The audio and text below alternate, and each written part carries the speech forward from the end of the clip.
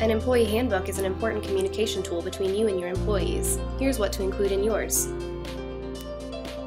Your introduction should include a welcome statement that introduces the employee to the company, describes the company, and provides contact information of the Human Resources Officer.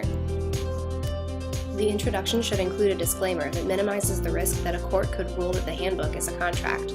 This should emphasize that policies are guidelines only. The employer may modify the policies without notice, and employment relationship is at will. If your company performs background checks, you should have a policy and should disclose it to the employees. General company policies that detail the company's compliance with important federal and state laws should be explained after the introduction.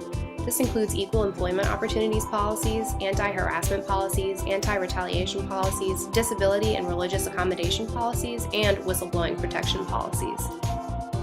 Payroll and compensation practices should be explained next, as these are topics employees most often have questions about.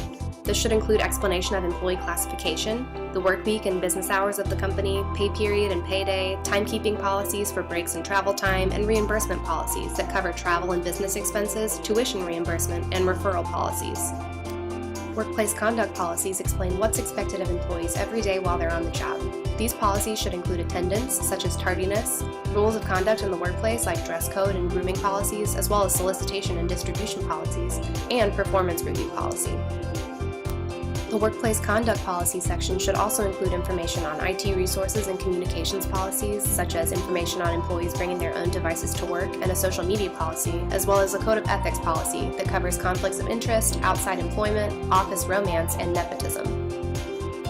Lastly, the Workplace Conduct section should cover information on alternative schedule policies like flexible work schedules and telecommuting, along with a company car policy if necessary. The Health and Safety section of the handbook should encourage a safe workplace while also ensuring compliance with the Occupational Safety and Health Administration record-keeping requirements. This should cover safety rules and practices for the workplace, smoke-free workplace policies, substance abuse policies which cover drug testing and workplace search, and a workplace violence policy. The handbook should include a brief description of the various benefits the company provides. Only benefits actually provided to employees by the company should be described, and the handbook should refer to the benefit plan documents for specific details and provide the locations of said documents. Leave time policies should cover information on paid holidays, vacation and sick days, bereavement leave, family medical leave, pregnancy and parental leave, military service leave, and miscellaneous leave policies such as jury duty, witness and victims of crime leave, and voting leave. The final page of the handbook should be the Employee Acknowledgement page, where the employee acknowledges that he or she has received, read, and understands the information contained in the handbook. These are all the elements that make up an employee handbook, but it can be helpful to seek professional guidance on the rules, regulations, and laws that apply to managing employees. For more information, contact us today.